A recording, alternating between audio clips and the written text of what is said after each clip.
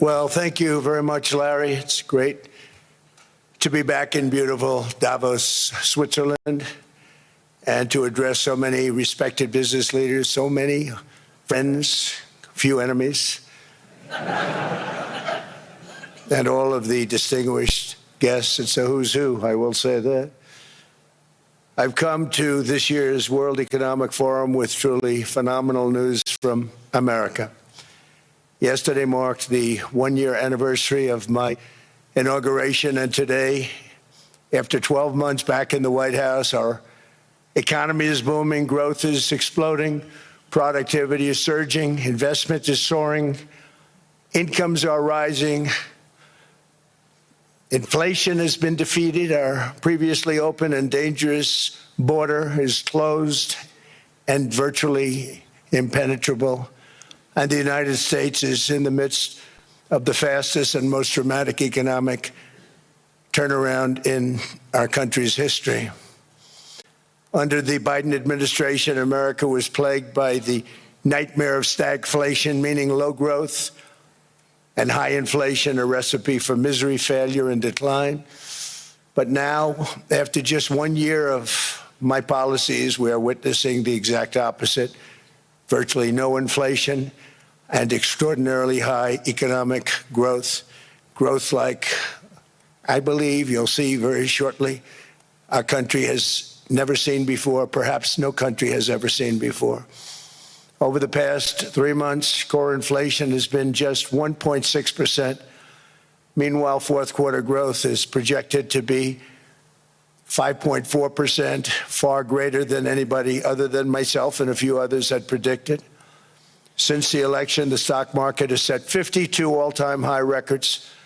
So that's in 1 year, 52 records, adding $9 trillion in value to retirement accounts, 401ks, and people's savings. People are doing very well. They're very happy with me.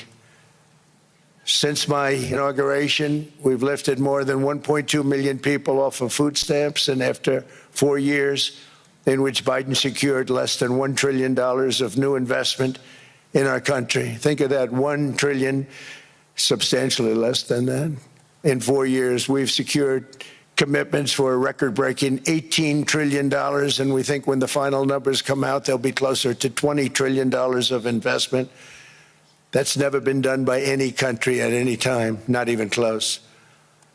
Just over 1 year ago, under the radical left Democrats, we were a dead country. Now we are the hottest country anywhere in the world. In fact, the United States economy is on pace to grow at double the rate that was projected by the IMF just last April.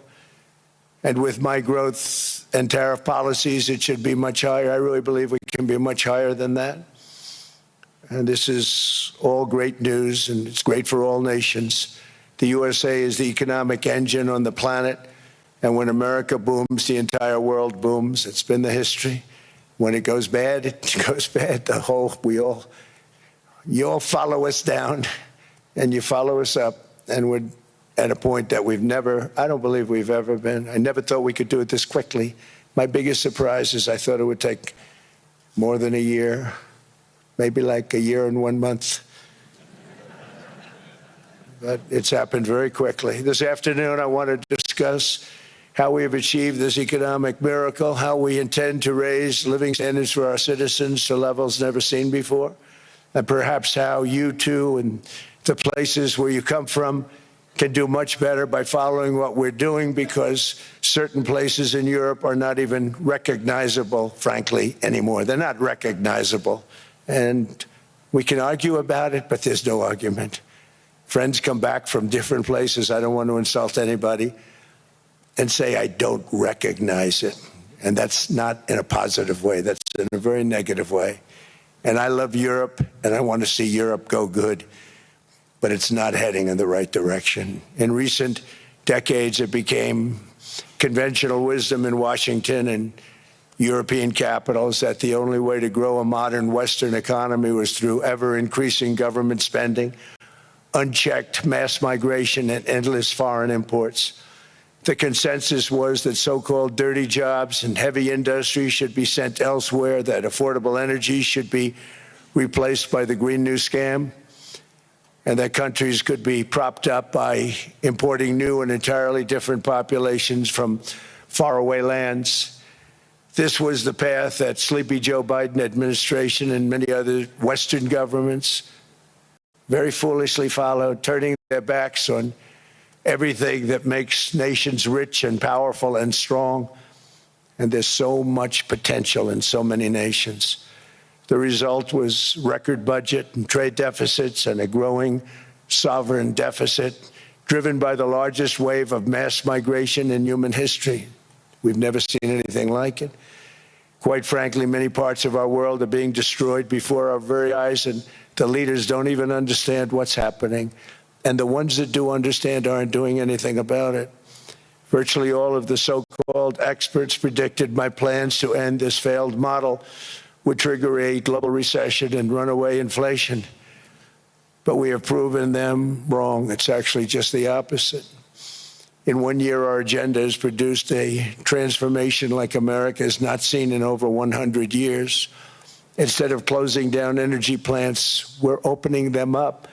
Instead of building ineffective, money-losing windmills, we're taking them down and not approving any. Instead of empowering bureaucrats, we're firing them, and they're going out and getting jobs in the private sector for 2 and 3 times what they were making in government. So they started off hating me when we fired them, and now they love me.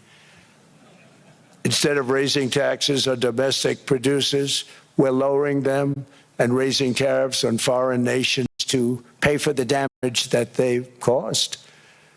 In 12 months, we have removed over 270,000 bureaucrats from the federal payrolls, the largest single-year reduction in government employment since the end of World War II. Nobody thought that was coming, but we had no choice. To make a country great, you can't have all federal jobs.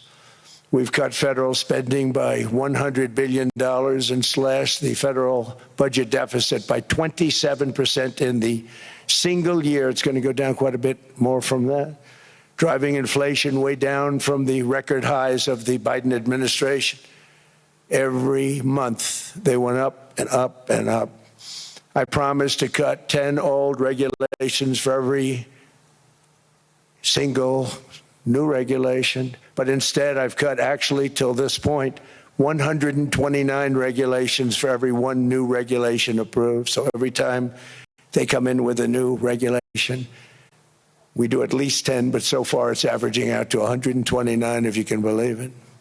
In July, we passed the largest tax cuts in American history, including no tax on tips, no tax on overtime, no tax on Social Security for our great seniors. We also provided 100% expensing, that's the one they like, and bonus depreciation for all new equipment and capital investments to help companies expand and shift production to America. They are so in love with that. They build a plant, they're able to deduct it immediately, the whole thing, rather than waiting 38 to 41 years in the old days. This is a miracle taking place. Nobody thought it would ever be done by any country, but it's done by us. It was what made my first term the most successful 4-year term that we've ever had from a financial standpoint. And now we've upped it. This is a 10-year program, not a 1-year program. But you're allowed to deduct everything in 1 year. It used to be 38 to 41 years. With tariffs, we've radically reduced our ballooning trade deficit, which was the largest in world history. We were losing more than $1 trillion every single year, and it was just wasted. It was going to waste. But in 1 year, I slashed our monthly trade deficit by a staggering 77%, and all of this with no inflation, something everyone said could not be done. There were a couple of brilliant people that actually thought I was doing the right thing. I thought I was doing the right thing. Now they all think I'm doing the right thing because they can't believe the numbers. American exports are now up by more than $150 billion. Domestic steel production is up by 300,000 tons a month, and it's doubling over the next 4 months. It's doubling and tripling, and we have steel plants being built all over the country. Nobody thought they'd see that. Factory construction is up by 41%, and that number is really going to skyrocket right now because that's during a process that they're putting in to get their approvals, and we've given very, very quick, fast approvals. In the process, we've made historic trade deals with partners covering 40% of all U.S. trade. Some of the greatest companies and countries in the world. We have countries as our partner, too. The European nations, Japan, South Korea. They're our partners. They've gone into massive deals with us, especially on oil and gas.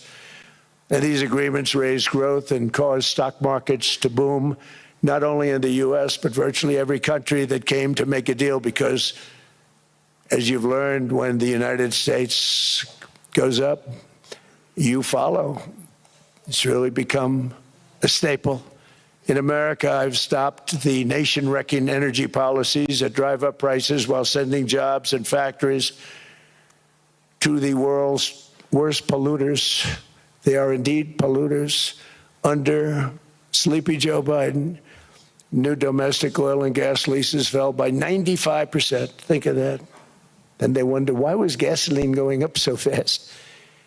The gasoline actually topped $5 a gallon, and some places $7 a gallon, and more than 100 major power plants were violently shut down by incompetent people that had no idea what the hell they were doing. Under my leadership, U.S. natural gas production is at an all-time high by far. U.S. oil production is up by 730,000 barrels a day, and last week we picked up 50 million barrels from Venezuela alone. Venezuela has been an amazing place for so many years, but then they went bad with their policies. 20 years ago, it was a great country, and now it's got problems, but we're helping them. And those 50 million barrels, we're going to be splitting up with them, and they'll be making more money than they've made in a long time. Venezuela is going to do fantastically well. We appreciate all of the cooperation we've been giving. We've been giving great cooperation. Once the attack ended, and they said, let's make a deal. More people should do that. But Venezuela is going to make more money in the next 6 months than they've made in the last 20 years. Every major oil company is coming in with us. It's amazing. It's a beautiful thing to see. The leadership of the country has been very good. They've been very, very smart. The price of gasoline is now below $2.50 a gallon in many states, $2.30 a gallon in most states. Then we'll soon be averaging less than $2 a gallon. In many places, it's already down even lower, $1.95 a gallon. Numerous states are at $1.99, numbers that nobody has heard for years. Actually, since my last administration, we got it down to around those numbers. I've signed an order directing and approval of many new nuclear reactors. We're going heavy into nuclear. I was not a big fan because I didn't like the risk, the danger. But they have the progress they've made with nuclear is unbelievable, and the safety progress they've made is incredible. We're very much into the world of nuclear energy, and we can have it now at good prices and very, very safe. And we're leading the world in AI by a lot. We're leading China by a lot. I think President Xi respects what we've done, in part because I've allowed these big companies building these massive buildings to build their own electric capacity. They're building their own power plants, which, when added up, is more than any country anywhere in the world is doing. I read recently an article in the Wall Street Journal that China's creating so much energy, and they are. I got to hand it to them. But we're creating as much or more, and we're letting them do that. I'm very proud of it. It was my idea. I said, you can't create this much energy. We needed more than double the energy currently in the country just to take care of the AI plants. And I said, we can't do that. We have an old grid system. And I came up with the idea, you people are brilliant, you have a lot of money. Let's see what you can do. You can build your own electric generating plants. And they looked at me, they didn't believe me. All of the names that are, I think, in the room right now, if you want to know the truth, they didn't believe it. And I said, no, you can't. They came back 2 weeks and they didn't have the plant. They said, we thought you were kidding. I said, no, not only am I not kidding, you're going to have your approvals within 2 weeks. I always say nuclear will take 3 weeks. But most aren't going that. They're going oil and gas. They're even going coal in some cases. Because of my landslide election victory, the United States avoided the catastrophic energy collapse which befell every European nation that pursued the Green New Scam, perhaps the greatest hoax in history. The Green New Scam, windmills all over the place, destroy your land, destroy your land. Every time that goes around, you lose $1,000. You're supposed to make money with energy, not lose money. Here in Europe, we've seen the fate that the radical left tried to impose on America. They tried very hard. Germany now generates 22% less electricity than it did in 2017. And it's not the current chancellor's fault. He's solving the problem. He's going to do a great job. But what they did before he got there, I guess that's why he got there. And electricity prices are 64% higher. The United Kingdom produces just 1/3 of the total energy from all sources that it did in 1999. Think of that, 1/3. And they're sitting on top of the North Sea, one of the greatest reserves anywhere in the world, but they don't use it. And that's one reason why their energy has reached catastrophically low levels with equally high prices. High prices, very low levels. Think of that, 1/3. And you're sitting on top of the North Sea, and they like to say, well, that's depleted. It's not depleted. It's got 500 years. They haven't even found the oil. The North Sea is incredible. They don't let anybody drill. Environmentally, they don't let them drill. They make it impossible for the oil companies to go. They take 92% of the revenues. So the oil companies say, we can't do it. They came to see me. Is there anything you can do? I want Europe to do great. I want UK to do great. They're sitting on one of the greatest energy sources in the world, and they don't use it. In fact, their electricity prices have soared 139%. There are windmills all over Europe. There are windmills all over the place, and they are losers. One thing I've noticed is that the more windmills a country has, the more money that country loses and the worse that country is doing. China makes almost all of the windmills, and yet I haven't been able to find any wind farms in China. Did you ever think of that? It's a good way of looking at it. They're smart. China's very smart. They make them, they sell them for a fortune. They sell them to the stupid people that buy them, but they don't use them themselves. They put up a couple of big wind farms, but they don't use them. They just put them up to show people what they could look like. They don't spin. They don't do anything. They use a thing called coal, mostly. But China goes with the coal. They go with oil and gas. They're starting to look at nuclear a little bit, and they're doing just fine. They make a fortune selling the windmills, though, and I think really that's one that they wouldn't be surprised if it stopped. They are shocked that it continues to go. They're very friendly with me. They're shocked that people continue to buy those damn things. They killed the birds. They ruin your landscapes. Other than that, I think they're fabulous, by the way. Stupid people buy them. The consequences of such destructive policies have been stark, including lower economic growth, lower standards of living, lower birth rates, more social disruptive migration, more vulnerability to hostile foreign adversaries, and much, much smaller militaries. The United States cares greatly about the people of Europe. We really do. I mean, look, I am derived from Europe. Scotland and Germany, 100% Scotland, my mother, 100% German, my father. And we believe deeply in the bonds we share with Europe. as a civilization. I want to see it do great. That's why issues like energy, trade, immigration, and economic growth must be central concerns to anyone who wants to see a strong and united West, because Europe and those countries have to do their thing. They have to get out of the culture that they've created over the last 10 years. It's horrible what they're doing to themselves. They're destroying themselves. These beautiful, beautiful places. We want strong allies, not seriously weakened ones. We want Europe to be strong. Ultimately, these are matters of national security, and perhaps no current issue makes the situation more clear than what's currently going on with Greenland. Would you like me to say a few words of Greenland? I was going to leave it out of the speech, but I think I would have been reviewed very negatively. I have tremendous respect for both the people of Greenland and the people of Denmark, tremendous respect. But every NATO ally has an obligation to be able to defend their own territory. And the fact is, no nation or group of nations is in any position to be able to secure Greenland other than the United States. We're a great power, much greater than people even understand. I think they found that out 2 weeks ago in Venezuela.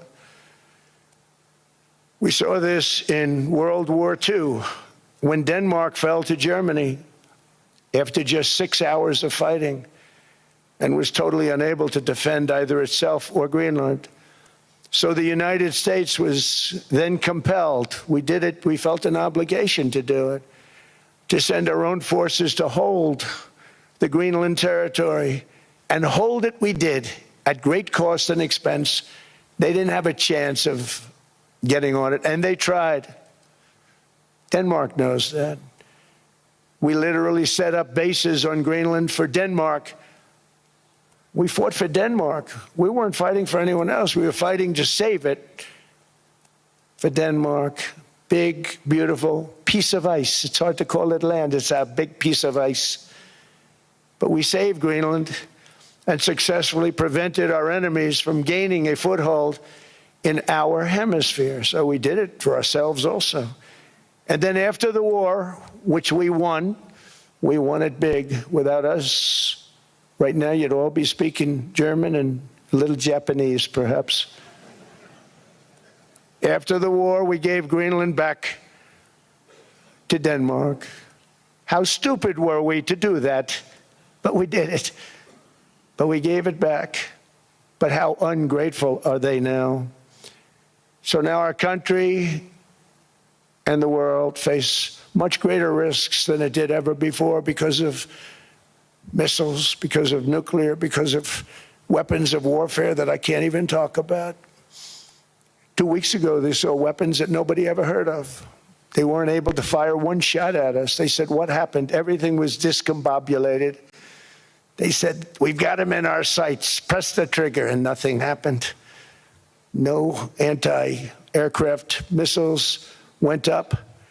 There was one that went up about 30 feet and crashed down right next to the people that sent it. They said, what the hell is going on? Those defensive systems were made by Russia and by China. So they're going to go back to the drawing boards, I guess. Greenland is a vast, almost entirely uninhabited and undeveloped territory. It's sitting undefended in a key strategic location between the United States, Russia, and China. That's exactly where it is, right smack in the middle. Wasn't important nearly when we gave it back. You know, when we gave it back, it wasn't the same as it is now. It's not important for any other reason, you know, everyone talks about the minerals. There's so many places. There's no rare earth, no such thing as rare earth. There's rare processing, but there's so much rare earth. And to get to this rare earth, you got to go through hundreds of feet of ice. That's not the reason we need it. We need it for strategic national security and international security. This enormous unsecured island is actually part of North America, on the northern frontier of the Western Hemisphere. That's our territory. It is therefore a core national security interest of the United States of America. And in fact, it's been our policy for hundreds of years to prevent outside threats from entering our hemisphere, and we've done it very successfully. We've never been stronger than we are now. That's why American presidents have sought to purchase Greenland for nearly 2 centuries. You know, for 2 centuries they've been trying to do it. They should have kept it after World War II, but they had a different president. That's all right. People think differently. Much more necessary now than it was at that time, however. In 2019, Denmark said that they would spend over $200 million to strengthen Greenland's defenses. But as you know, they spent less than 1% of that amount. 1%, there's no sign of Denmark there. And I say that with great respect for Denmark, whose people I love, whose leaders are very good. It's the United States alone that can protect this giant mass of land, this giant piece of ice, develop it and improve it and make it so that it's good for Europe and safe for Europe and good for us. And that's the reason I'm seeking immediate negotiations to once again discuss the acquisition of Greenland by the United States, just as we have acquired many other territories throughout our history, as many of the European nations have. They've acquired, there's nothing wrong with it. Many of them, some went in reverse, actually, if you look. Some had great, vast wealth, great, vast lands all over the world. They went in reverse. They're stuck back where they started. That happens too. But some grow. But this would not be a threat to NATO. This would greatly enhance the security of the entire alliance, the NATO alliance. The United States is treated very unfairly by NATO. I want to tell you that. And when you think about it, nobody can dispute it. We give so much and we get so little in return. And I've been a critic of NATO for many years. And yet I've done more to help NATO than any other president by far, than any other person. You wouldn't have NATO if I didn't get involved in my first term. The war with Ukraine is an example. We are thousands of miles away, separated by a giant ocean. It's a war that should have never started, and it wouldn't have started if the 2020 U.S. presidential election weren't rigged. It was a rigged election. Everybody now knows that. They found out. People will soon be prosecuted for what they did. It's probably breaking news, but it should be. It was a rigged election. You can't have rigged elections. You need strong borders, strong elections, and ideally a good press. I always say it. Strong borders, strong elections, free, fair elections, and a fair media. The media is terrible. It's very crooked. It's very biased, terrible. But someday it'll straighten out because it's losing all credibility. Think of it.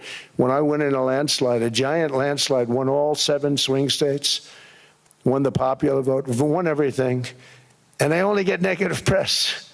That means that it has no credibility. And if they're going to get credibility, they're going to have to be fair. So you need a fair press.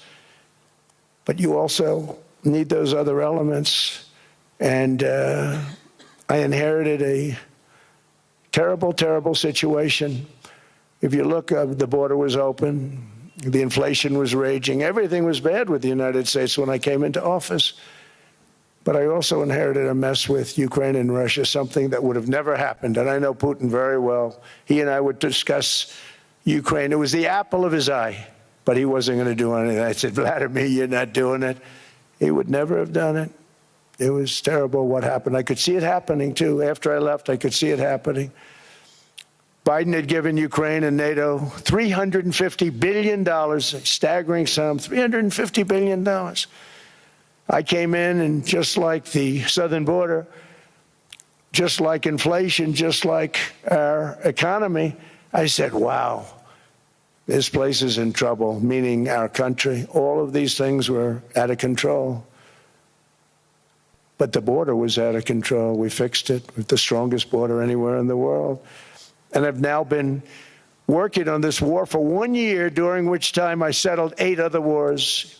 India, Pakistan. I settled other wars that were Vladimir Putin called me, Armenia, Azerbaijan, He said, I can't believe you settled that one. They were going on for 35 years.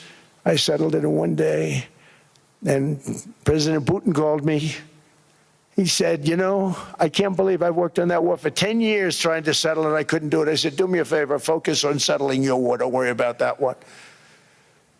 What does the United States get out of all of this work, all of this money, other than death, destruction, and massive amounts of cash going to people who don't appreciate what we do? They don't appreciate what we do. I'm talking about NATO, I'm talking about Europe. They have to work on Ukraine. We don't. The United States is very far away. We have a big, beautiful ocean separating us. We have nothing to do with it. Until I came along, NATO was only supposed to pay 2% of GDP, but they weren't paying. Most of the countries weren't paying anything. The United States was paying for virtually 100% of NATO. And I got that stopped. I said, that's not fair. But then, more importantly, I got NATO to pay 5%, and now they were paying, and now they are paying. So something nobody said was possible. They said, we will never go up higher than 2%. But they went to 5%, and now they're paying the 5. They didn't pay the 2, and now they're paying the 5. And they're stronger for it, and they have an excellent, by the way, Secretary General, who's possibly in the room. Mark, are you here? Yes, he's here. Hello, Mark. We never asked for anything, and we never got anything. We probably won't get anything unless I decide to use excessive strength and force, where we would be, frankly, unstoppable. But I won't do that. Okay? Now everyone's saying, oh, good. That's probably the biggest statement I made, because people thought I would use force. I don't have to use force. I don't want to use force. I won't use force.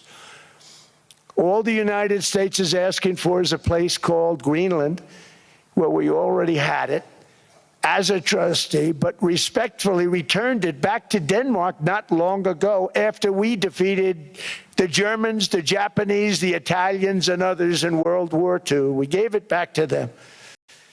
We were a powerful force then, but we are a much more powerful force now.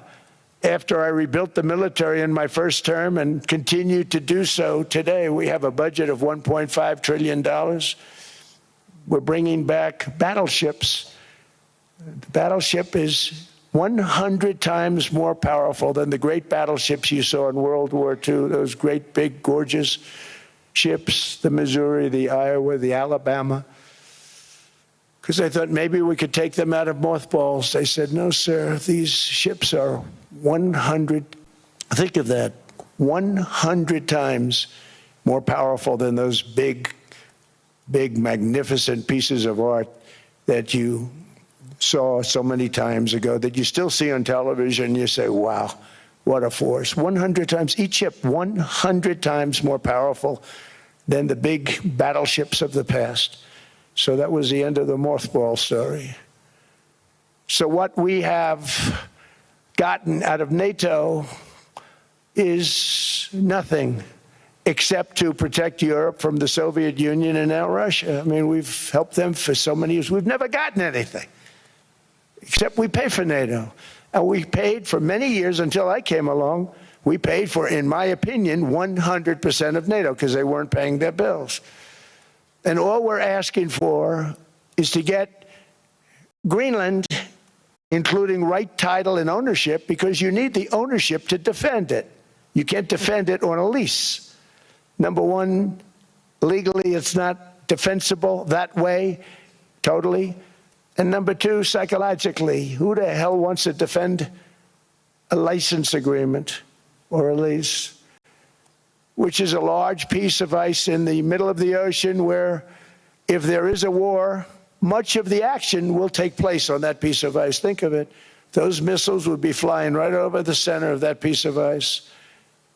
All we want from Denmark for national and international security and to keep our very energetic and dangerous potential enemies at bay is this land on which we're going to build the greatest golden dome ever built. We're building a golden dome that's going to, just by its very nature, going to be defending Canada.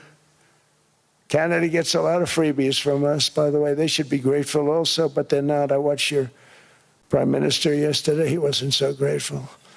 But they should be grateful to us. Canada lives because of the United States. Remember that, Mark, the next time you make your statements.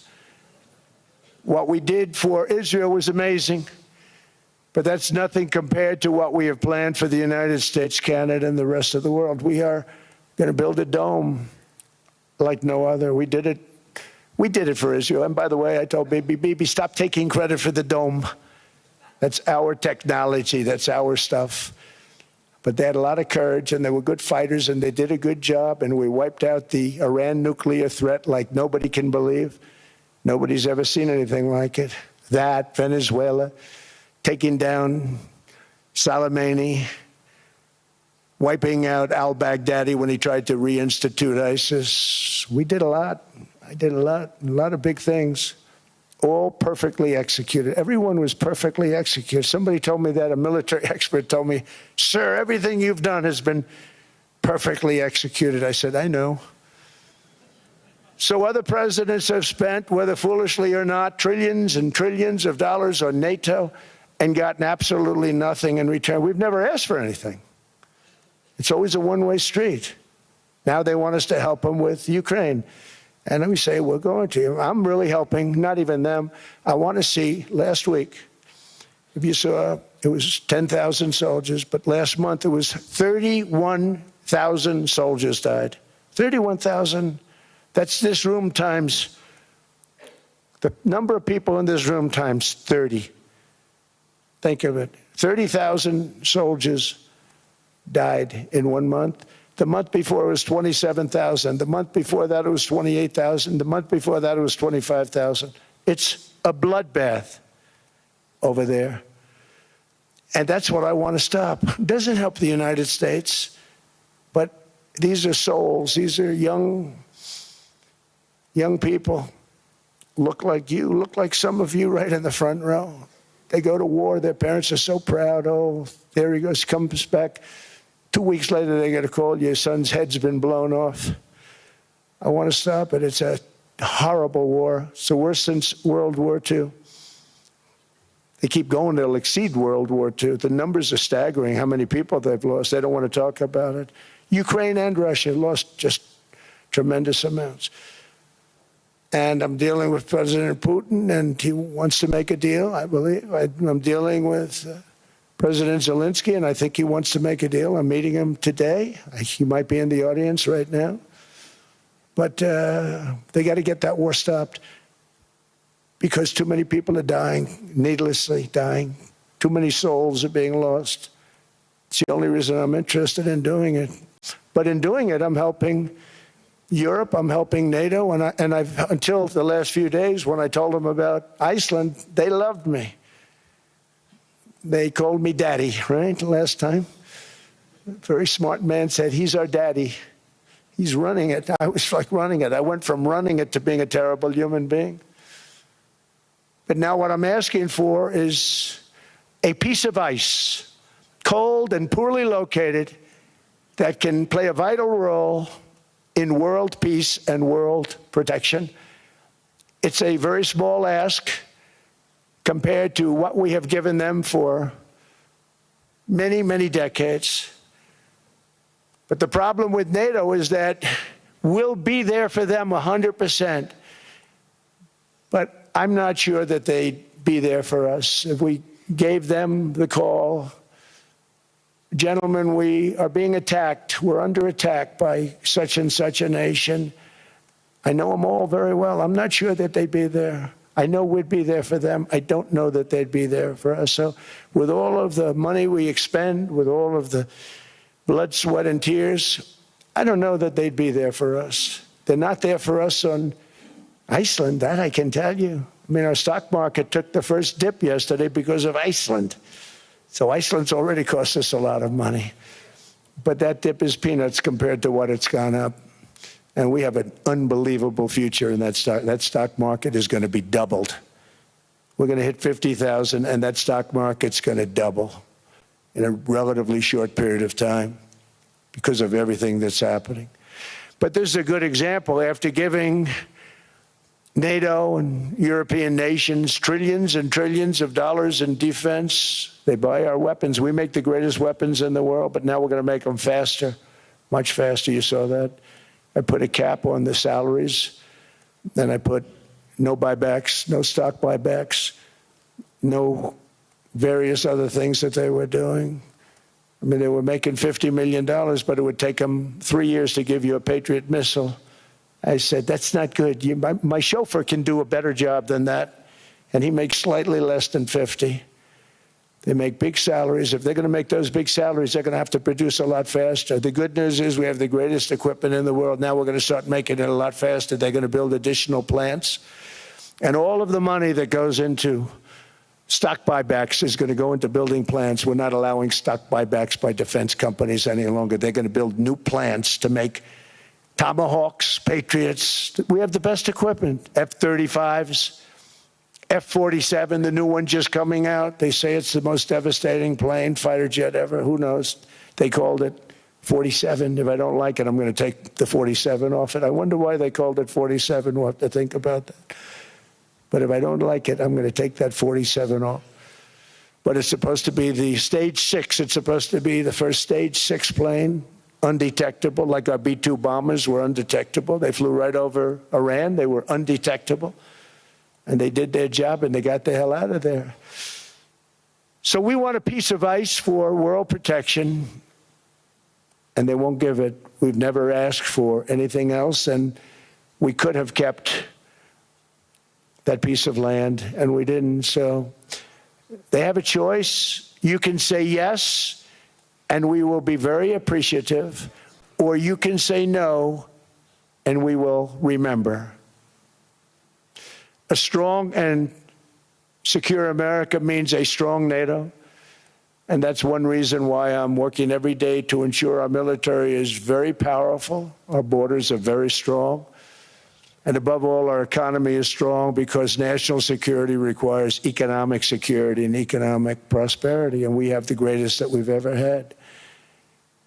Biden and his allies destroyed our economy and gave us perhaps the worst inflation in American history. They say 48 years, I say forever, but I think 48 years is the equivalent to forever. Whether it's 48 years or ever, it's terrible, costing the typical family $33,000. What they did to this country should never, ever be forgotten. It's early, but he has to be rated as the worst president we've ever had by far. The auto pen did much of the damage. The auto pen, he was the auto pen president, because I don't believe a sane president would have ever signed the kind of things that he signed. But now grocery prices, energy prices, airfares, mortgage rates, rent, and car payments are all coming down, and they're coming down fast. We inherited a mess, but we've done a hell of a job in 12 months. Under my most favored nation policy for drug prices, the cost of prescription drugs is coming down by up to 90%, depending on the way you calculate. You could also say 5, 6, 7, 800%. There are two ways of figuring that. But we have a favored nations policy that every president wanted, no president was able to get. I got it, and other nations approved it. And I had to use tariffs in order to get it, because they said, no way. In other words, a pill that costs 10% in London costs $130. Think it costs $10 in London, costs $130 in New York or in Los Angeles. And I'd say, boy, that's bad. Friends of mine would say, you know, we go to London, you can buy the stuff for nothing. We go all over the world, we can buy it for nothing. Because basically America was subsidizing every nation in the world, because presidents allowed them to get away with it. It became very tough. So when I called up Emmanuel Macron, I watched him yesterday with those beautiful sunglasses. What the hell happened? But I watched him sort of be tough. But he was at $10 for a pill. And I said, Emmanuel, and I have all the big pharmaceutical companies are in total agreement. It wasn't easy, by the way. They're tough, smart. They've been getting away with this scam for a long time. But they gave it up. But they said, you'll never get the countries to approve it. I said, why is that? Because they won't. They always said, we're not paying any more. Get the rest for the United States. So over the years, they stayed the same. We just went up, up, up. And I mean, we would pay 13, 14, 15 times more than certain countries would. So I said, no, they'll approve it 100%. Sir, you'll never get them to approve it. I said, I guarantee you. But I actually started with Emmanuel, who probably is in the room too. And I like him. I actually like him. Hard to believe, isn't it? And I said, Emmanuel, you're going to have to lift the price of that pill to $20, maybe $30. Think of that. That means it's a doubling of prescription drugs. Might be a tripling, might be a quadrupling. It's not easy. No, no, no, Donald, I will not do that. I said, yes, you will, 100%. He said, no, no, no. You're asking me to double. I said, Emmanuel, you've been taking advantage of the United States for 30 years with prescription drugs. You really should do it, and you will do it. I have no doubt. In fact, I am 100% sure you're going to. No, no, no, I will not do it. Because yes, in all fairness to him, he has to double or triple. Because the world being a bigger place than the United States, it's not that you meet in the middle. You just have to go up some, and we come down a lot. They go up a little, we come down a lot. So we're at $130, they're at 10. So they may have to go to 20 or 30. No more than that. I said, Emmanuel, you're going to be doubling or tripling? No, no, no. I said, here's the story, Emmanuel. The answer is you're going to do it. You're going to do it fast. And if you don't, I'm putting a 25% tariff on everything that you sell into the United States and a 100% tariff on your wines and champagnes. And that's about 10 times more than what I'm requesting. And you're going to do it. I don't want to go public with it, but you may make me do that. No, no, Donald, I will do it. I will do it. It took me, on average, 3 minutes a country, saying the same thing. You will do it. They all said, no, no, no, I will not do it. You're asking me to double the cost of prescription. I said, that's right, because you've been screwing us for 30 years. And they said, we will not do it. I said, that's all right. On Monday morning, we're putting a 25, 30, 50. I gave different numbers for different countries. This is also national security we're talking about. Not fair. We're not going to subsidize the whole world. And every one of those countries have agreed to do it.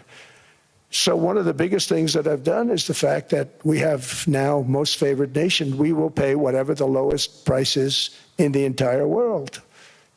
So our drug prices are going to be coming down by staggering 90%.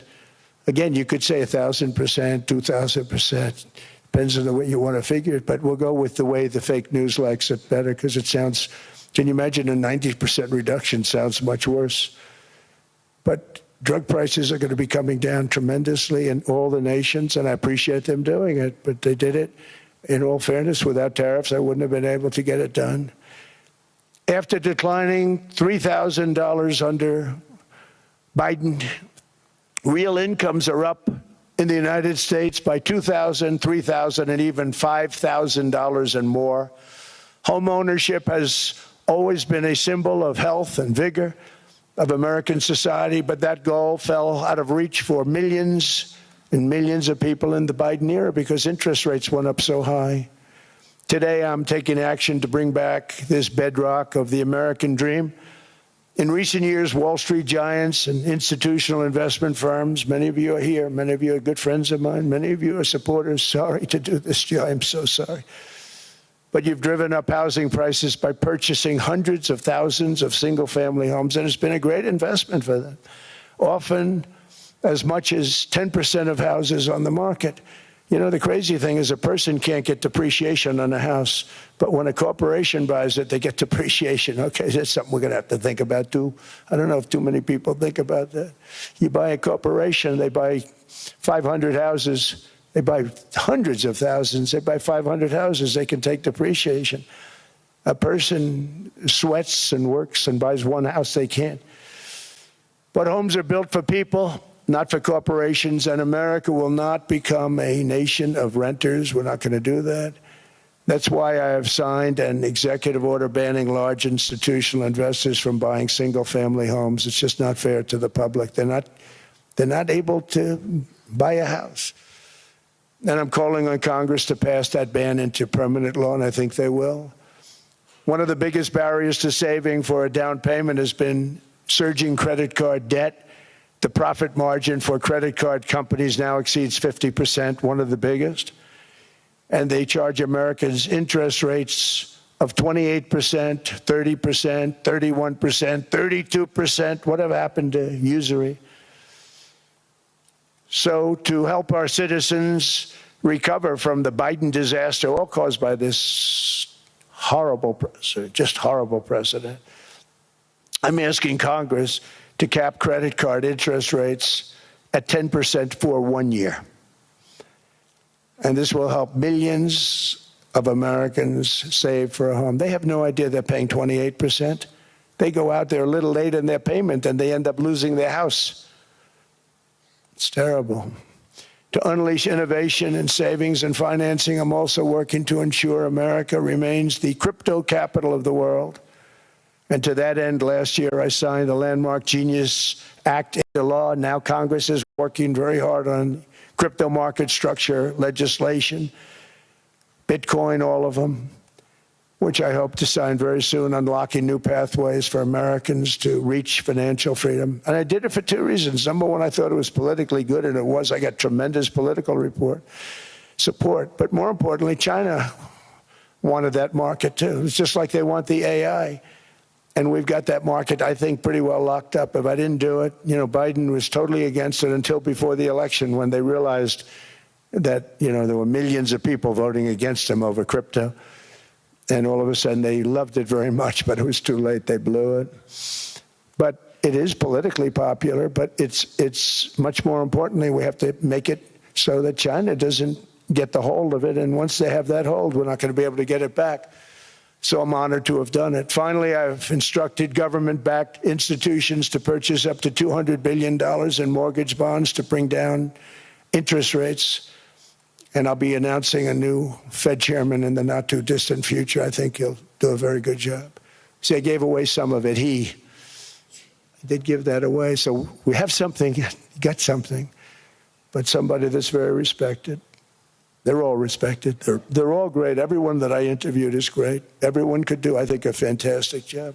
Problem is they change once they get the job. They do.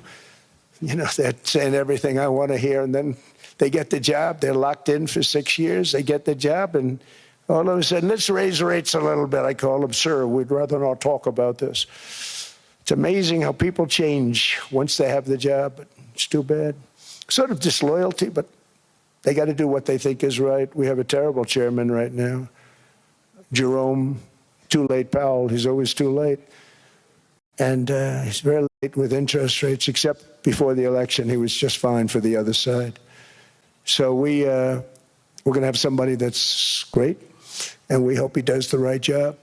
Last week, the average 30-year mortgage rate dropped below 6% for the first time in many years.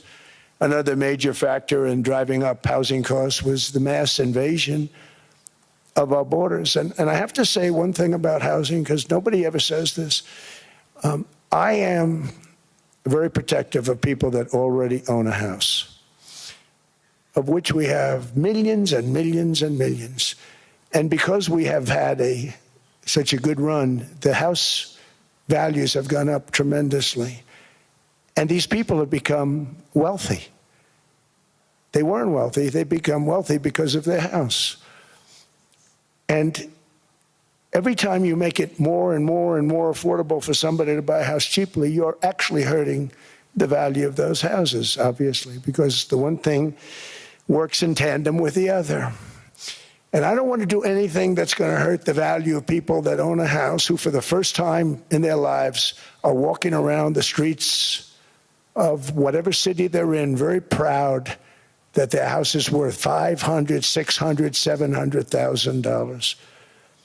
Now, if I want to really crush the housing market, I could do that so fast and people could buy houses, but you would destroy a lot of people that already have houses. In some cases, they've mortgaged their house, and the mortgage would be very low, and all of a sudden the mortgage without any changes becomes very high, and they end up losing the house. I'm not going to hurt, and I speak with Scott, who's doing a fantastic job, and Howard, who's doing a fantastic job, and all of my people.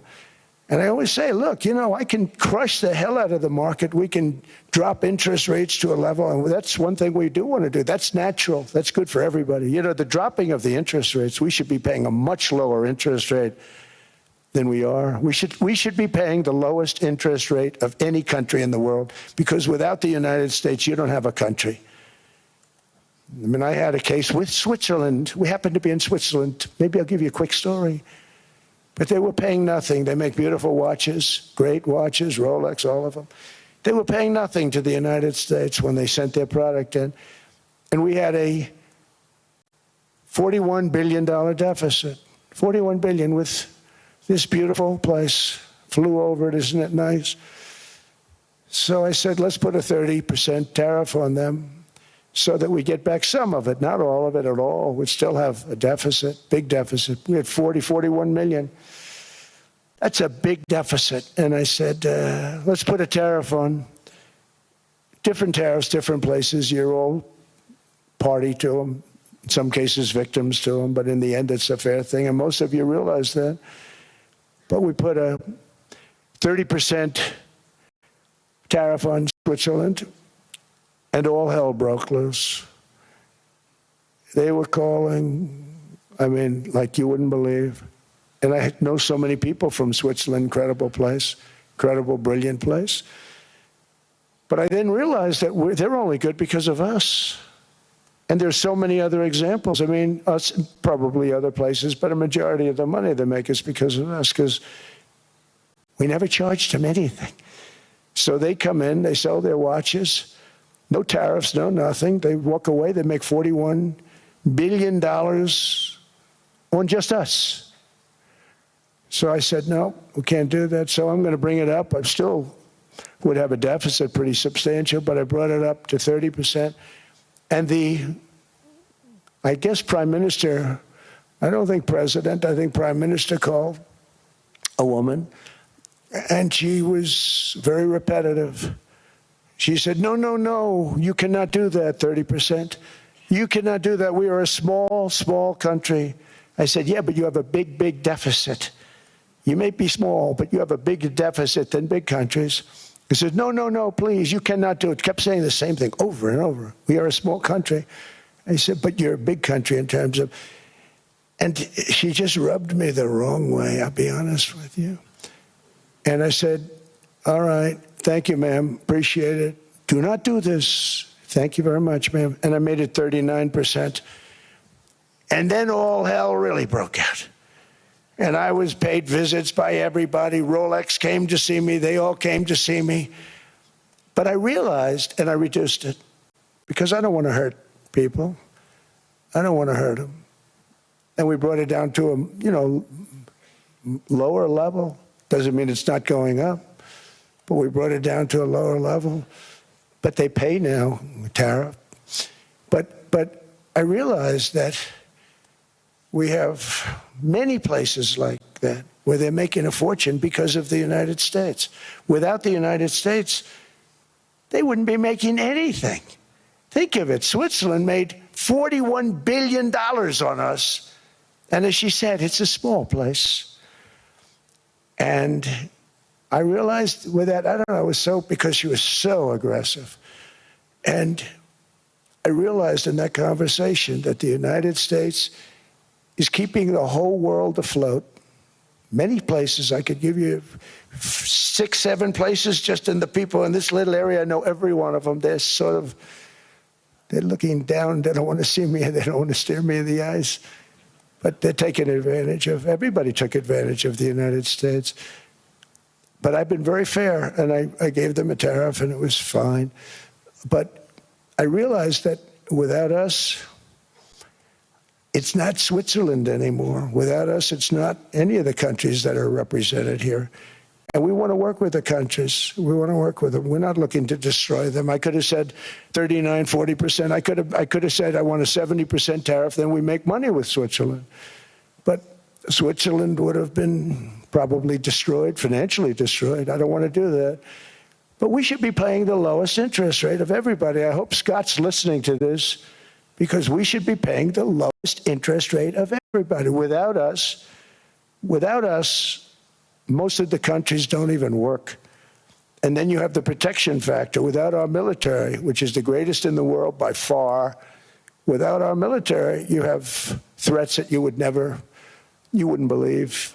You wouldn't believe. You don't have threats because of us, and that's because of NATO. One other thing, and I have to say it so importantly, in the old days, and I used to say I'm the youngest in the room. Now I'm among the older. I hate to say it.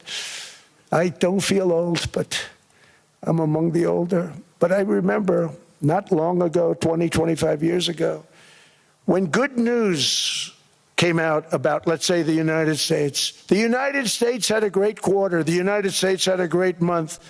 All the stocks went up. And that's the way it's supposed to be.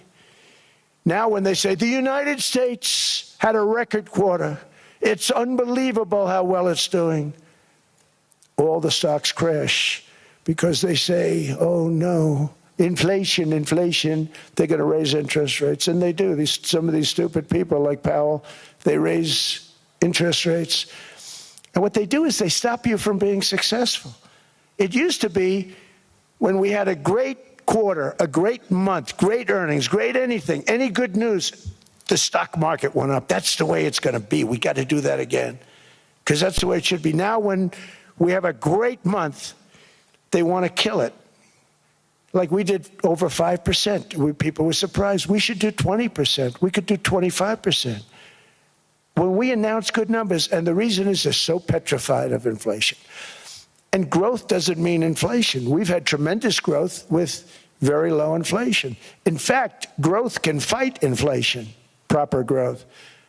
So we want to get back to the days when we announce great numbers, because we're going to be announcing phenomenal. You know, all these factories that are being built at record, thousands of businesses are being built right now. Remember, $18 trillion is invested.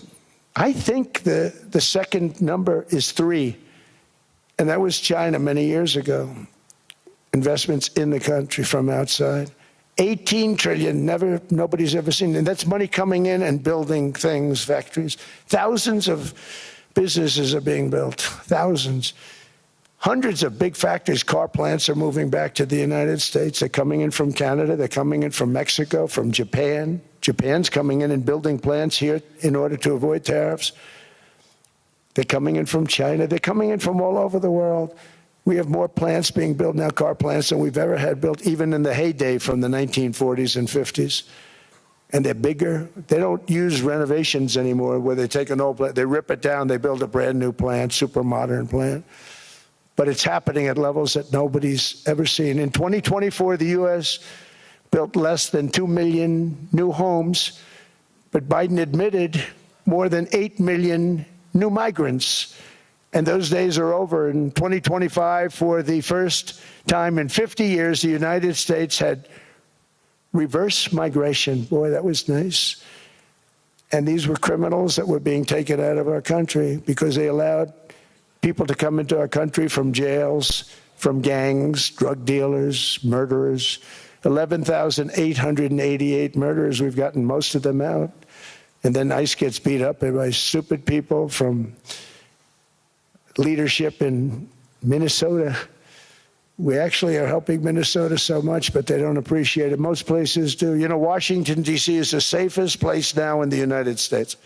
It was a very dangerous place to walk, and now you can walk with your wife, your kids, right through the middle of the city. Right now, Washington, D.C. is as safe as it gets. It was one of the most unsafe, I had to admit. We sent in the military, the National Guard.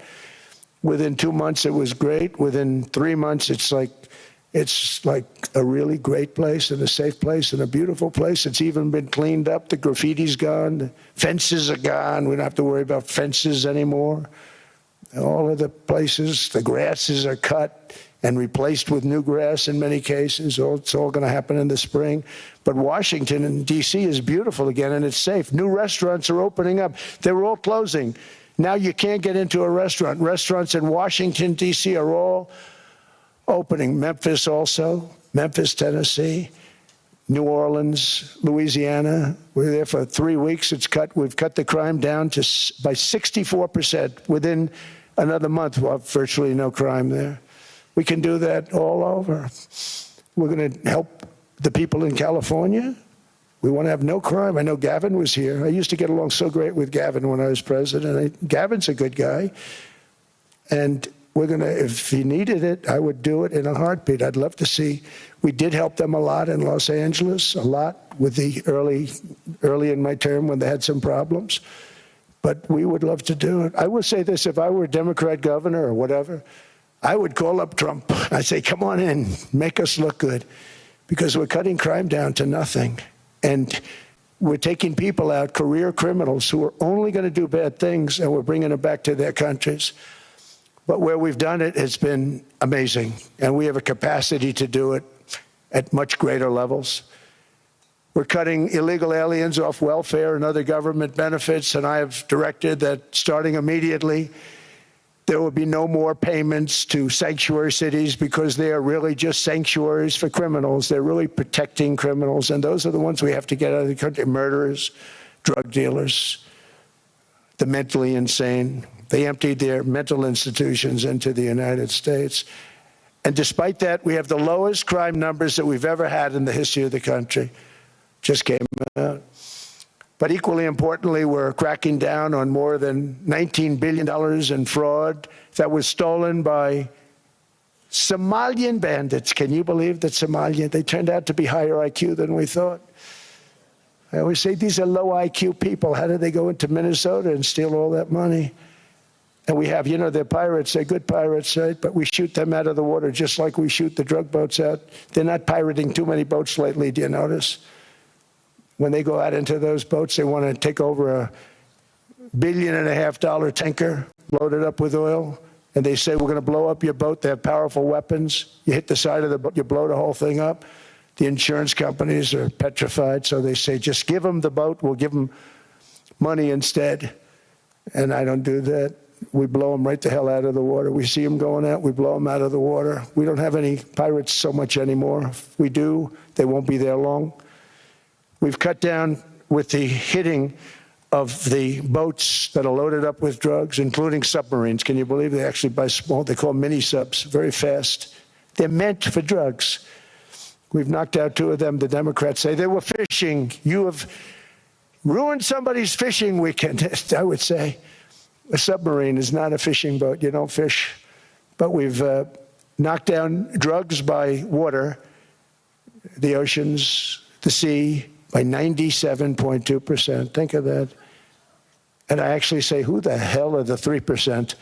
Because I would not want to be piloting one of those boats. We knocked them down, and now we're going to start on land. We're going to knock it all out. The land is the easy part. What we did on sea is incredible, and that's our great military.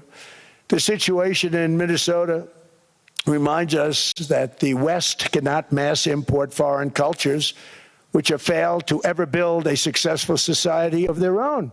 I mean, we're taking people from Somalia, and Somalia is a failed, it's not a nation. Got no government, got no police, got no military, got no nothing. And then we have this fake congressperson who they just reported is worth $30 million. You believe this? Ilhan Omar, talking about the Constitution that provides me. She comes from a country that's not a country, and she's telling us how to run America. Not going to get away with it much longer, let me tell you. The explosion of prosperity and conclusion and progress that built the West did not come from our tax codes. It ultimately came from our very special culture. This is the precious inheritance that America and Europe have in common. We share it. We share it, but we have to keep it strong. We have to become strong, more successful and more prosperous than ever. We have to defend that culture and rediscover the spirit that lifted the West from the depths of the Dark Ages to the pinnacle of human achievement. We live in an incredible, changing period. It's an unbelievable time, but we have to take advantage of the time that we're in. In our hands are technologies that our ancestors could scarcely have. I mean, they couldn't have even dreamt some of the things that we see today. And so rapidly they're produced. I mean, AI, 2 years ago, nobody ever heard of the term, and now everybody's talking about it. And it can have some very good purpose. It could also have some dangerous purpose, and for that we have to watch out. But some tremendous things are happening because of it. And we're leading by so much. We're doing so well. But opportunities that are bigger and grander than ever before in human history are right before us. It is the pioneers in this room. Many of you in this room are true pioneers. You're truly brilliant people. Just your ability to get a ticket is brilliant because you have about 50 people for every seat. I don't know what. That's Larry. Everything Larry touches turns to gold. He made this very successful. But you're in this room, and some of you are the greatest leaders anywhere in the world. You're the greatest brains anywhere in the world. And the future is unlimited, and to a large part because of you, and we have to protect you, and we have to cherish you. I always say we have to cherish our brilliant people because there aren't many of them. So together with confidence, boldness, and persistence, let us lift up our people, grow our economies, defend our shared destiny, and build a future for our citizens that is more ambitious, more exciting, more inspiring, and greater than the world has ever seen. We're in a position to do things that nobody else has ever even thought of before. And many of the people in this room are the ones that are doing it. And I want to congratulate you, and I'm with you all the way. You can do things that nobody else can even think about. So I congratulate you on your tremendous success. And the United States is back, bigger, stronger, better than ever before. And I'll see you around. Thank you all very much. Thank you very much.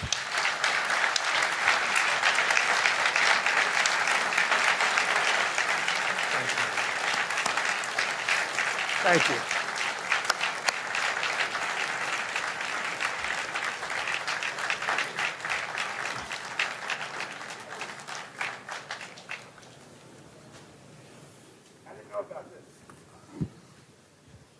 This was supposed to be a nice fire chat, Mr. President. Yes, good. I got set up. No, I did know. You made the job for the moderator really easy. Thank you, Mr. President, for your speech. I do have a few follow-up questions, if it's okay. Sure. I don't think I should start with Greenland, maybe. I'll start with the economy. The U.S. economy is doing really, really well. But how to sustain this growth moving forward? Because there's always a recession looming around the corner. Well, you know, the one thing about economies and recessions is sometimes you get hit unexpectedly and there's nothing you can do about it. All brilliant people, but there's nothing. One example was COVID. We had an economy going at levels like nobody had ever seen my first 2.5, 3 years. And then I heard the word pandemic, not COVID. They came up with that name over a period of time. We won't get into that. But I heard the word pandemic. And I had a poll come out that was so strong just prior to that. And I was with the two best pollsters, McLaughlin and Fabrizio. And they said, sir, George Washington and Abraham Lincoln, if they came back and ran as president and vice president, they couldn't beat you. And then what happened is the following day, I was told to stay tuned because there's something really bad happening in China. There are bodies laying all over Wuhan, right around that certain building that we talk about. I always said it came from Wuhan. It did come from Wuhan. And they were body bags. We saw it by satellite. And they said, there are strange things happening in China. And so it began. And we ended up with the COVID, and the whole world suffered. We did a phenomenal job. I don't think we got the credit we deserved. We did something that Operation Warp Speed, which some people say was one of the greatest military feats ever. We did a great job. Used our military, used a lot of people. But sometimes you get hit with things, nothing you can do. You get hit with things like that unexpectedly. and we got through it. And when I left, the stock market was higher than it was previous to the COVID coming up. And I called it a great achievement. But things happen. Bad things happen. The things that we can stop are wars if we're smart. That we can stop. Those are a matter of being intelligent and having intelligent people on the other side. Because wars are the worst of all. Wars are worse than anything. But we can stop wars because that's sort of up to us. But things like dust flying in the air, wherever COVID comes from or whatever comes, sometimes you have to be a little bit lucky. But we are poised to have an economy like no other, not only in this country, but anywhere. And you know, when you hear the kind of numbers that I can tell you that Scott Bessent was with me the other day, and he's looking at numbers. He said, I can't. And that's all he's done his whole life, pretty much your whole life. Scott, you weren't going to be a football player, I don't think. Scott was not that great at football, but he was always good at numbers, right? And he was looking at numbers. He said, I'd never seen anything like this. We're poised to do things that no other country has ever done. And, you know, luck, I hate to say it, but we need a little luck. We don't want to get hit by something that nobody could have thought. Whoever thought we were going to hit by a pandemic? You know, when I heard the word pandemic, I said, oh, that's an ancient problem. World War I, they lost 100 million people. It actually ended World War I. A lot of people don't know. The Spanish flu in World War I ended the war because all the soldiers were sick. The soldiers were so sick on both sides, and that war was raging, and they were all dying from the Spanish flu. They were sick as dogs. They couldn't fight. So, you know, you don't know how that would have turned out. But so we do, I mean, subject to that, and I always have to put a caveat in for it, but we're poised to have the greatest growth of any large country, I think any country that there's been. When you look at what's happening in the United States, it's really amazing. Thank you.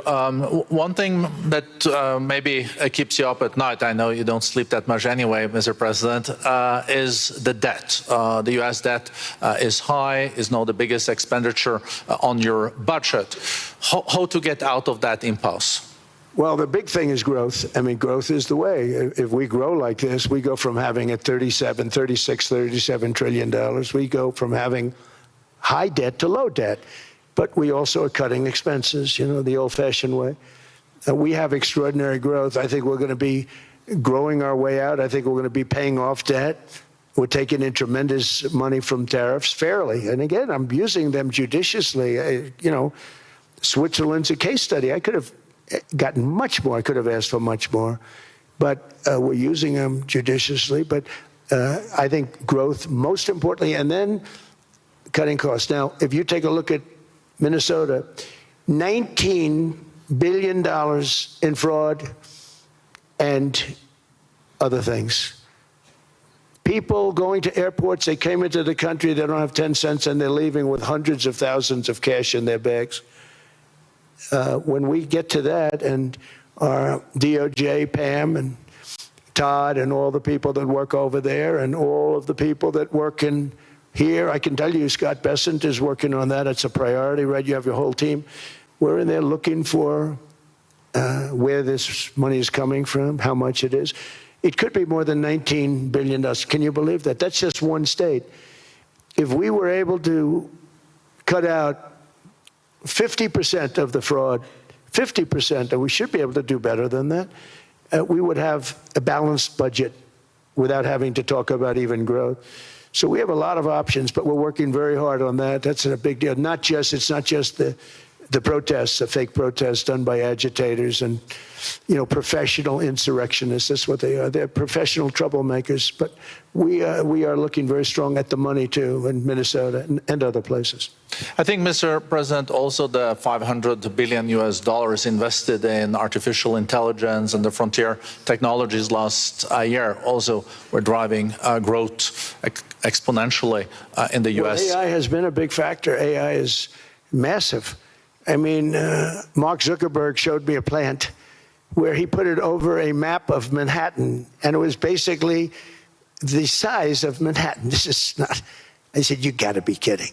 It's a plant that was miles long, miles wide, very high. I don't think it was high like the Empire State Building, but it was high. And it literally covered most of the island of Manhattan. That's called a big plant. And, when I heard they're going to spend $50 billion building it, I said, if you spend $50 million, you can build a nice little shopping center. If you spend $500 million, you can build a good shopping center. But how do you spend $50 billion? When I looked at this thing, I said, you think you'll be able to do it for that? It's amazing when, some of the plants that I see, and I see them all, and again, so big is we're letting them build their own electric generation. This way we have no problem, and otherwise they'd be complaining. There'd be nobody able to be, we have an old grid system. And not only that, they're going to sell at a very cheap price the excess electricity that they create back into our grid. So that'll solve some problems for certain states that don't have enough electricity. We also know that on the AI, there is fierce competition between the U.S. as the largest economy in the world, 27% of the global GDP and 5% of the global population, not doing that badly, and China. And we know that competition is very tough on AI. I know you're heading to a state visit to China in April. How do you see the U.S.-China relationship moving forward? Are you able to combine this tough competition with also collaboration? So I've always had a very good relationship with President Xi and with President Putin. Talk about, the larger powers. But I've always had a very good relationship with President Xi of China. He's an incredible man. What he's done is amazing. He's highly respected by everybody. And I do now. Now I have good. It was very severely interrupted by COVID. I used to call it the China virus, but he said, do you think you could use a different name? And I decided to do that, because why should we have a problem over that?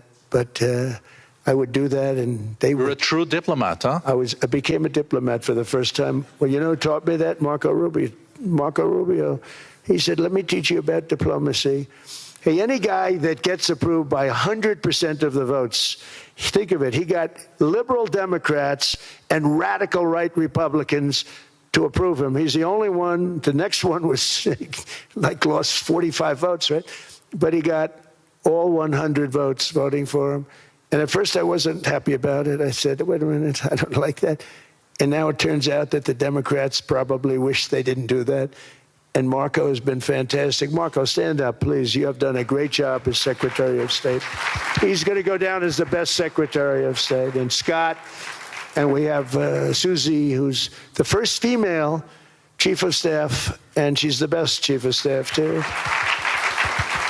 And I see Howard Lutnick, who I know spoke, and Howard's fantastic. Some of the deals we're doing are great. And I want to pay particular attention because we have Chris. And Chris, you got up and spoke, I think. He's the #1 oil man in the world, because I was going to put Doug Burgum, who's fantastic. I don't know if Doug's here. Is Doug here? Doug Burgum is fantastic. He said, sir, there's one man better than me. And he introduced me to Chris, and he turns out to be. So we're drilling more oil and gas now than we ever have, by almost double. Is that right, Chris? And on top of it, we get a lot coming out of Venezuela. So anyway, so we're doing great. The country is just doing great. We have great people. Thank you. And I see other people. We have Steve Witkoff. We have Jared. I got so many people. I'm in trouble because when I go back, they're going to be people with long faces. Sir, you didn't introduce me. I got so many people. And we have a lot of the greatest people anywhere in the world. I know them all. So I won't continue because we'd be here all day. Thank you, Mr. President. We also know that you're a deal maker, and then maybe coming back to Greenland and Ukraine. What kind of deal in the end do you see between the U.S. and Denmark? Because, I guess you see it now as a negotiation going on, or? Well, it's costing Denmark hundreds of millions a year to run it. And Denmark's a small country and wonderful people. But, it's very expensive. It's a very big piece of ice. And it's very important. I mean, I don't want to repeat the speech, but it's very important that we use that for national and international security. That can create a power that will make it impossible for the bad guys to do anything against the perceived good ones. And it's a great block for Europe, just like, you know, Denmark was supposed to spend hundreds of millions of dollars. They didn't spend the money. They didn't spend anything, almost. And we'll see what happens. I just say this. NATO has treated the United States of America very unfairly. We never asked for anything. We never got anything. We actually took care of the needs of NATO for years and years, which I felt was always unfair. So I got NATO to pay because they're rich countries. But I think it's time that NATO step up. We're helping them with Ukraine. Without us, I think Putin would have gone all the way. I think we have it. I think that could have been a World War III, if you want to know the truth. If Kamala was elected, or Joe, any one of those, you know, those thinkers, I think you could have ended up in World War III. And I will say Steve Witkoff has been dealing incredibly with, but we're not going to have World War III. We want to get it stopped, but we're not going to have World War III. I think if I wasn't elected, I think that could have evolved into World War III. It was a very, very bad situation, and it still is, but it's not that kind of bad. It's bad because so many young people are being killed. How close do you think there is on an agreement on Ukraine? I had the pleasure of speaking with Steve Witkoff and Jared Kushner yesterday. I know they're working hard on it. I know that they're also traveling now. Do you see this very close or still? Well, I hate to say it. I thought that was going to be so. I settled 8 wars plus. And I thought that was going to be one of my easier ones. Not the easiest. Some I settled in a matter of hours because I'm good at that stuff. You know, the United Nations should be doing this. I shouldn't be doing it, but it doesn't matter. It's got to get done, saving a lot of lives. We're saving millions of lives. With Ukraine, Russia, there's tremendous hatred between President Zelensky and President Putin. That's not good. That's not good for settlements. We know from dealing. There's abnormal hatred. With that being said, I think Russia wants to make a deal. I think Ukraine wants to make a deal. And we're going to try getting a deal done. We're getting, I think, Steve, I think I can say that we're reasonably close. But what happens is oftentimes we'll have a deal with Russia. Russia's set, and President Zelensky will not do it. You saw that when he was in the Oval Office. I was not happy. And then we'll have President Zelensky wants to make a deal, and Putin doesn't want to make the deal. It's a very difficult balance, and it's big time, and it is, you know, to use a word, it's a bloodbath. It's horrible what's happening. It's a drone war. The drones are killing, you know, thousands of people a week, thousands. We have to get it stopped. So I believe they're at a point now, I'm going to meet with President Zelensky later today. I believe they're at a point now where they can come together and get a deal done. And if they don't, they're stupid. That goes for both of them. And I know they're not stupid. But if they don't get this done, they are stupid. So I don't want to insult anyone, but you got to get this deal done. Too many people are dying. It's not worth it. President Sisi is sitting on the first row here. He spoke earlier today and also complimented you on the Gaza deal. I think there will be a signing tomorrow. Of course, there are different views on this, but how important do you think this signing is on the Board of Peace? And do you think this is going to sustain? Do you think we now will see Gaza reconstructed and the billions of US dollars invested? I do. I mean, I think we have peace in the Middle East.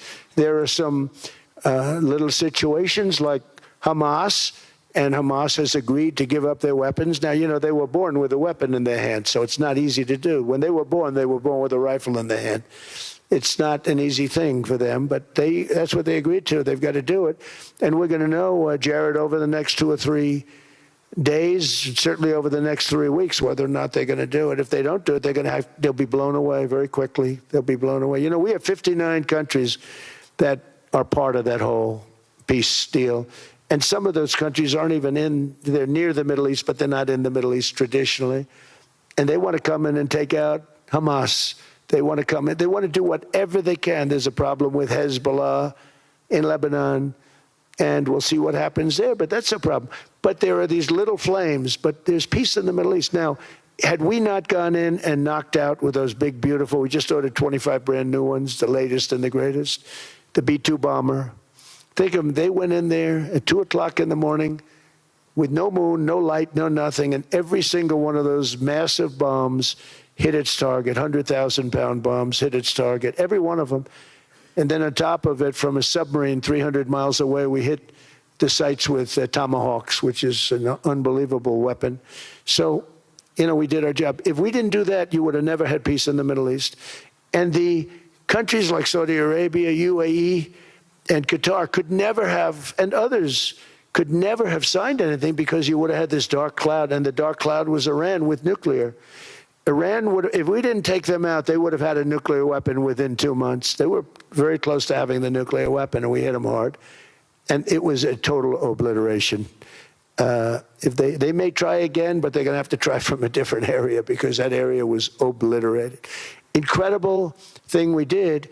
And because we did that, we were able to make peace. If we didn't do that, I would say, Jared and Steve, if we didn't do that, there was no chance of making peace because the countries I just named and other countries could have never signed off. They were afraid. They were afraid.